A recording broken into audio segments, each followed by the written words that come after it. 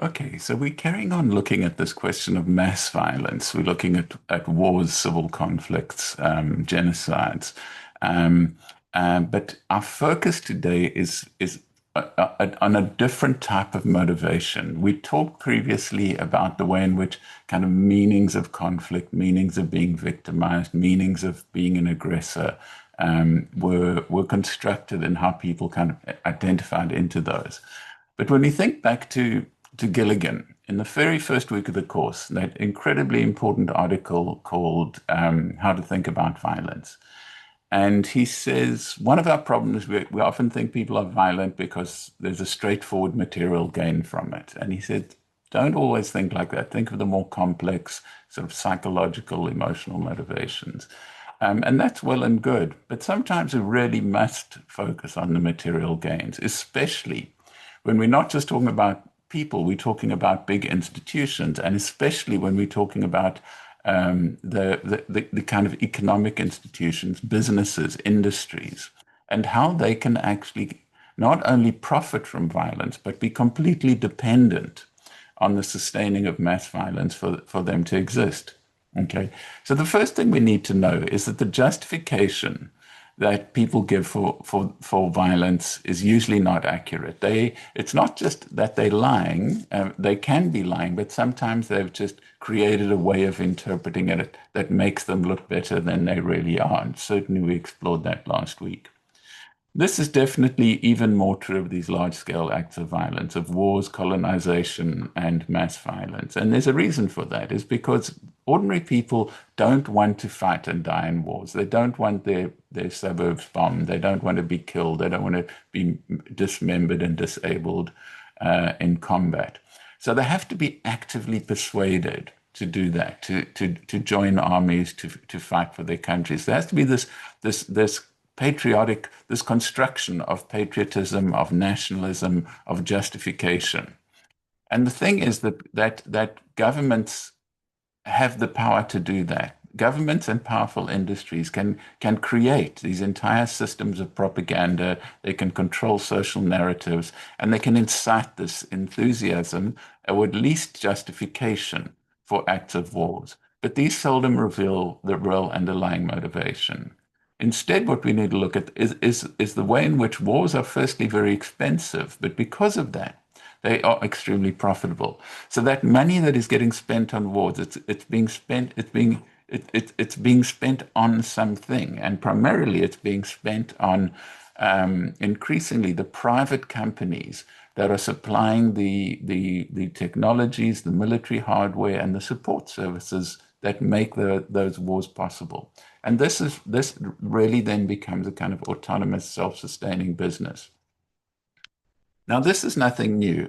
Colonialism was certainly all about profit. It was about taking people's resources, taking their land, taking their raw materials, and ultimately taking their labor in the form of slavery or exploited, underpaid labor.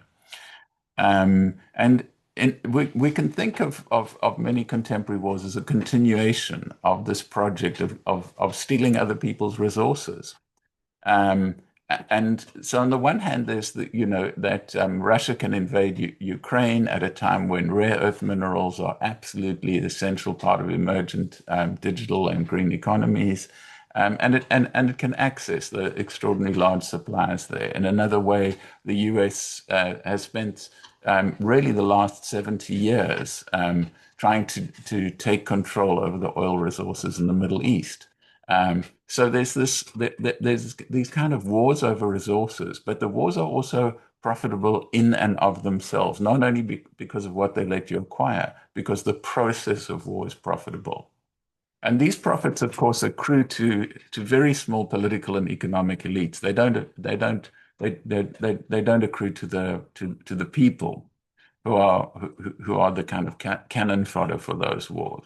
The people who are fighting, the people who are dying, the communities that are losing those people and those resources. So we need to look at the way where these centers of profit are. The bankers who finance wars, and there's this kind of common phrase: all wars are bankers' wars. Uh, and so there's a whole financial industry of lending governments money for these incredibly expensive wars. And then, of course, at the heart of it all, we have the industries who manufacture and sell the weapons.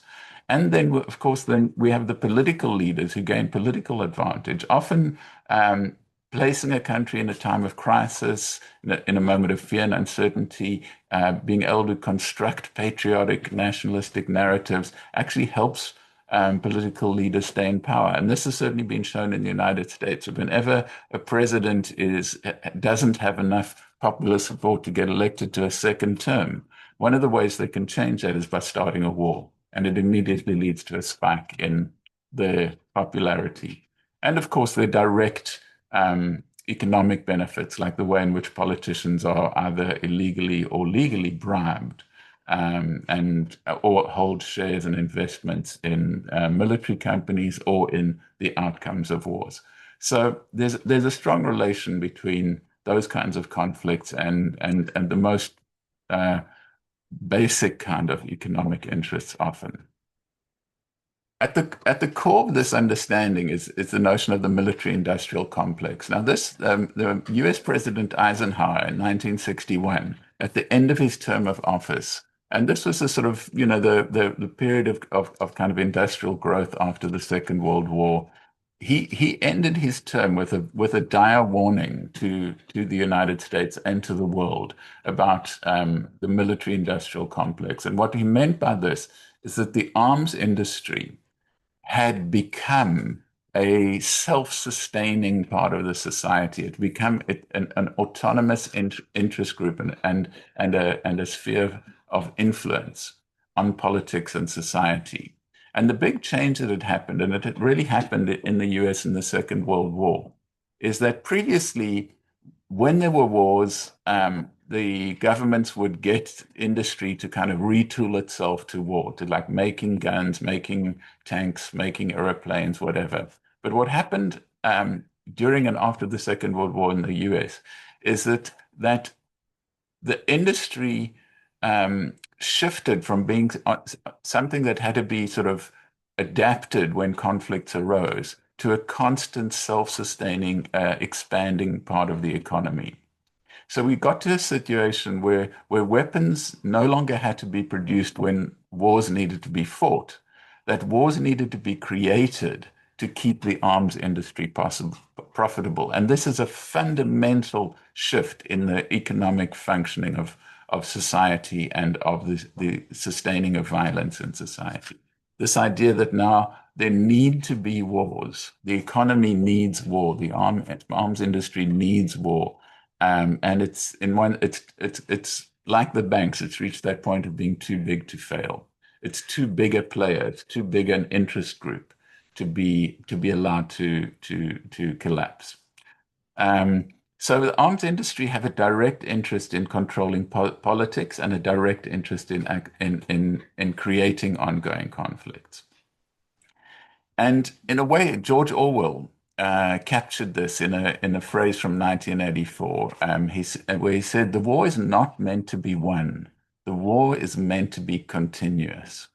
And so he's capturing this idea that the motivation for war is now the business of the war machine, rather than the war machine being called in to help out when other things lead to escalation of conflict.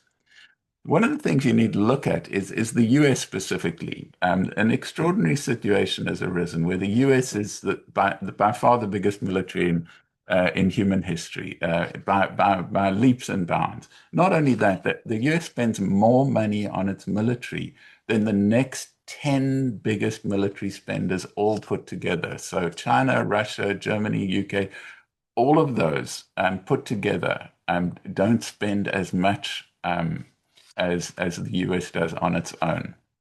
And linked to this is the fact that since the Second World War, the US has been in a constant process of violence against other countries. It's constantly intervening in other countries to advance its economic interests. And often the context of this has been when countries that were kind of colonially controlled started taking back control of their resources, started electing democratic governments that were acting in the interests of their citizens rather than in the interests of overseas companies, rather than in the interests of the American economy.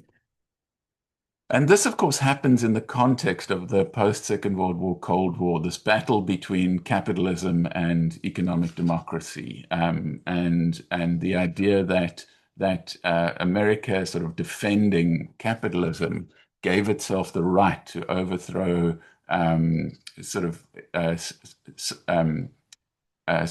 socialist and communist countries, any countries that attempted to nationalize resources for the interest of their citizens rather than for the interests of foreign investors.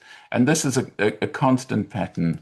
There's an almost continuous state of overthrowing of foreign governments, setting up of tyrannical puppet governments, setting up of military dictatorships, as part of the maintenance of the global system of the American economy. And if you look at that picture in the slide and just compare that bar graph of different top spenders in terms of military spending. Okay, now a specific case of interest that's been on our mind lately is the Middle East. And the Middle East, of course, is important because oil became important. That with the Industrial Revolution, certainly into the 20th century, oil was really what was required for economies to grow. The oil was where the money was. Um, and because the Middle East has oil, it is kind of cursed with this threat of European and US interference. And this started really seriously in 1953, where the Iranian Prime Minister Mossadegh was elected, and one of the things he wanted to do was for the government to take control of the oil industry in the interests of its citizens. And up until that time, it had really been controlled by the UK. They were sort of exploiting it and exporting those oil resources with very little benefit to the Iranian people. So what the US and the UK did is they overthrew the elected government and they put in power the Shah, who was a very repressive leader. Obviously, he had to be repressive because if you overthrow a democratic government and you put in an undemocratic, unwanted, unliked government, the only way they can stay in power is by brute force, violence, tyranny, political repression, torture, murder. And the US has supported that pattern around the world. But specifically, what happened in Iraq is the Shah then, served the Western interests, but that created such discontent that it led to the Islamic Revolution, which then led to the current situation in Iran, where there is the more Islamic government, and this then produced this kind of tension. Between Islamic nationalism and the economic interests of the West. In exactly the same vein, in 2003, the US illegally invaded Iran and Iraq. And when you look at the sheer cost of this illegal invasion of Iraq, it cost $2 trillion. Now, I think most of us, the number trillion, it's not an imaginable number. It's like two followed by 12 zeros. It's a million millions. It's a staggering amount of money, and this is just what was spent on the war. So this is $2 trillion that mainly comes out of ordinary people's taxes, gets used for the war cost, which means they're going back to the military industrial complex. That $2 million is coming out of taxpayers' pockets and going into the pockets of the arms industry. So this is a massive business, a major pillar of the economy, and a major political player in influencing politics and the kind of ideology of the society. And this has really led to these sort of endless wars, these 2 decades of a colonial invasion and military occupation of Iraq and Afghanistan that eventually, more recently, started collapsing. But of course, within there's also the role of Israel and why those Western countries have been so concerned to protect um, Israel and to establish themselves militarily in connection with Israel. And one of the American generals described Israel as, quote, the biggest aircraft carrier in the Middle East and unsinkable. So essentially, what they're saying is that Israel functions for places like the United States as a forward military base in the Middle East, as its key strategic military operations launch pad for this oil-rich area that is absolutely critical for its economy. At the same time, another interesting fact came up that just before the genocide in Gaza started, one thing that had happened is these massive multi-billion dollar gas fields had been discovered off the coast of Gaza. So there was a massive incentive for Israel to take political control of Gaza and to be able to exploit those natural resources for its own national profits. So what we see here is a consistent pattern of military aggression, invasion, wars, occupation, that serve economic interests, both because they lead to the acquisition of new resources, but also because the machinery to do those wars and occupations is so profitable, like it becomes a substantial part of the war economies, and so it becomes a political player in its own right. Okay, then two things that we want to look at in a little bit more detail, and they're both videos and a book around this. The one is the Palestine Laboratory, which is a book and there's two-part documentary series by Anthony Lowenstein. He's a Sydney Jewish Australian journalist, academic researcher who really looks at the kind of war industry of Israel, looks at Israel as a war economy that is at the cutting edge of new military technologies and especially surveillance technologies. And not only is it doing that, but it's a major exporter of those tools, including to some of the most repressive governments around the world. So it not only sustains itself through this economy of surveillance, militarization, and technologies of repression of internal populations. Um, but it also then manages to brand its surveillance and repression and military technologies as being battle tested.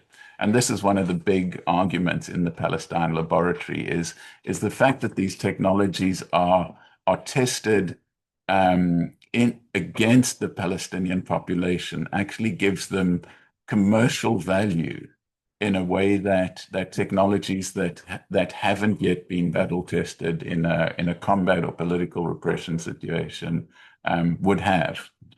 Um, and what we need to think about then is not only that as an economic system, but the way in which there's a whole new system of the intersection of military surveillance and AI technologies. This is the new big thing that is happening now, and the emergence of these companies like Palantir in the US that are openly committed to ending Western democracies. And people like Peter Thiel, Alex Karp, they're also kind of ideologues. They're also pushing for a post-democracy, post-human rights world in which tech billionaires replace democracy, and you have a new form of techno-authoritarianism.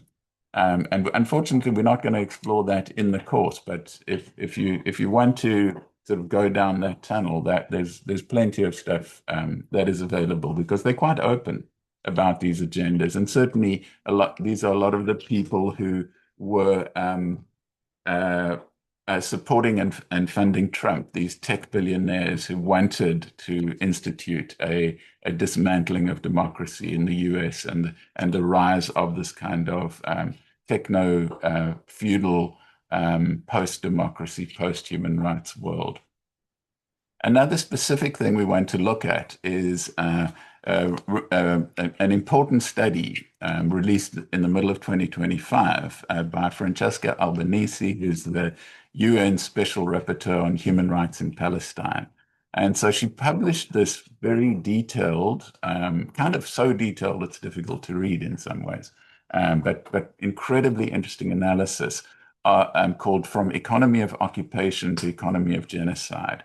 And she looks then at the occupation of the Palestinian territories and the genocide in Gaza, not just as sort of political tactics for political control, but as economies, and as economies in which large parts of the Western world are involved. So all of the major brands that we know, not all of them, but many of the major brands we know are actively involved in these economies of occupation and economies of genocide, that they're profiting from them. They're profiting, like Google, Microsoft are massively profiting from supplying resources. And so this is not just the arms industry. This is everyday industries that we can't live without. Like we can't get through a day without Microsoft and Google. But they are all implicated. They are all directly participating in the genocide and profiting from the genocide, which is, of course, a crime under international law. I mean, this is the thing, that the Genocide Convention specifically says that complicity in genocide is a crime of genocide. And for this very reason, we see the emergence of kind of activist groups, human rights groups, concerned citizens in getting involved in these sort of anti-war protests, getting involved with groups like BDS, Boycott, Divest, Sanction, to try and get other countries to de-link themselves, both from that war machine and also from the process of genocide. And this is certainly true even in Australia. Okay, we discovered through 2025 that Australia was very actively participating in supplying weapons for the genocide, that they were supplying parts for the F-35 planes that were bombing Gaza. But the interesting thing is that the government consistently and repeatedly lied about these contracts, because the government has to approve military contracts. You can't, as a arms manufacturer, just start selling stuff around the world. Because there are huge ethical and political ramifications, these things need approval. And the government had approved these sales, and they had lied about it, and they'd lied about it under the thinnest of pretexts. The other thing, of course, that is very close to home is the way in which many universities are actively involved in these military and surveillance technologies, because universities are at the cutting edge of science and technology, new ideas, development of new technologies. The arms industry loves them and loves to put money and funding into research projects, trying to get collaborations with universities. So many universities, for instance, there's been a lot of protest around Melbourne University, are actively involved in these weapons of mass destruction and technologies of political repression. And so there's been an ongoing system, there's been an ongoing social kind of network of protests taking place, particularly during the Gaza genocide, pressure on universities to reveal their military contracts, pressure on universities to end their participation in the arms industry, but also a great repression of students, getting banned, of nonviolent protests getting banned. And one of the absolutely worst examples we saw of this, not in Australia, but in the UK, where the group Palestine Action, out of their great concern that the UK, which is a full-blown war economy, the UK economy really would not function as it does without being a major international arms provider, was providing weapons for the genocide in Gaza. And was refusing to stop doing that, even though it is a crime under international law, and it certainly is a crime in terms of the Genocide Convention. So what they did is that they instead made some trivial tweaks to their arms exports that really didn't change anything, and continued with this active industrial support of these crimes against humanity. And so what the Palestine Action members did is they took nonviolent action, nonviolent in the sense that they are anti-violence, they're against people being harmed. So they had a real ethical policy of not harming people, but they had a policy of criminal damage to property. They said if there's no other way to do it, we will actually break into those arms companies, will break into Elbit systems, we will disrupt their production lines. And in one of their actions, which seemed to cause an absolute meltdown in the UK security establishment, they basically just climbed through the fence at a pretty much unprotected Royal Air Force site and spray painted red paint on some planes. And so they immediately got classified as a terrorist organization, which is very, very irregular. I mean, this is an organization that is clearly not involved with terror attacks, not involved with violence against either civilian, against civilian targets. They're not anything like what we think of as a terrorist organization. They are simply a direct action social protest organization that doesn't break the law. They engage in criminal damage to property. They engage in trespassing on private property. And those can be prosecuted under law. You don't need new laws to do that. And many young people, and they were typically university students, were arrested, serving long periods in jail. But the move of going from saying, well, these are criminal acts, and you will spend time in jail for doing these, move from that to classifying them as terrorist organization, to the point where you're merely saying, I support Palestine action against the genocide, means that you are classified as a terrorist and potentially can be sentenced to 14 years imprisonment.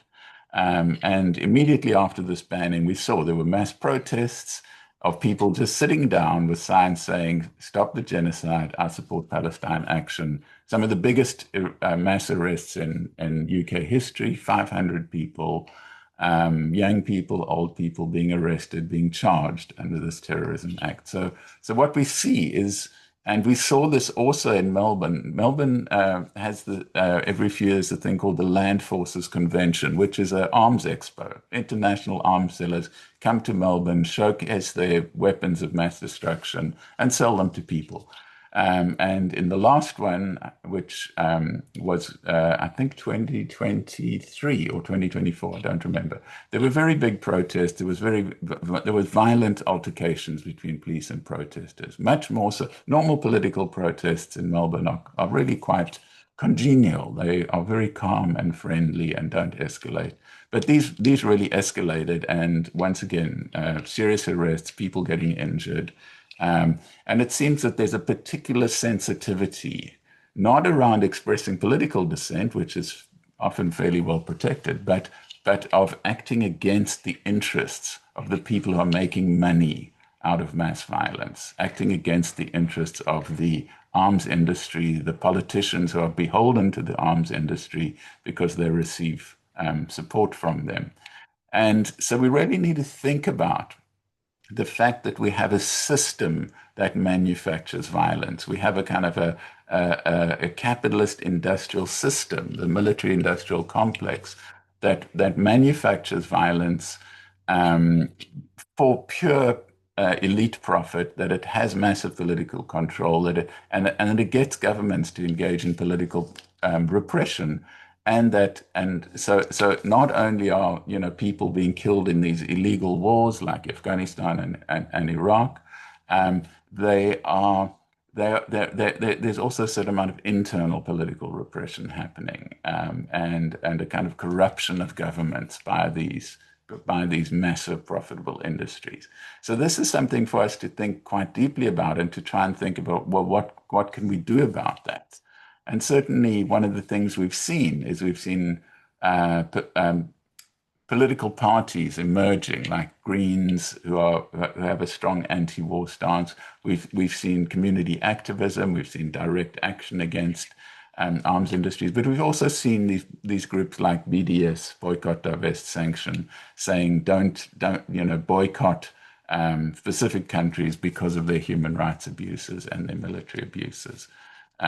So one of the questions we left with is when you have such a big, such a powerful, such an embedded social system for the construction and maintenance of and violence, what can we do to try and effectively demobilize that, to try and transform us, the society, to a situation where wars are not created in order for certain people to profit?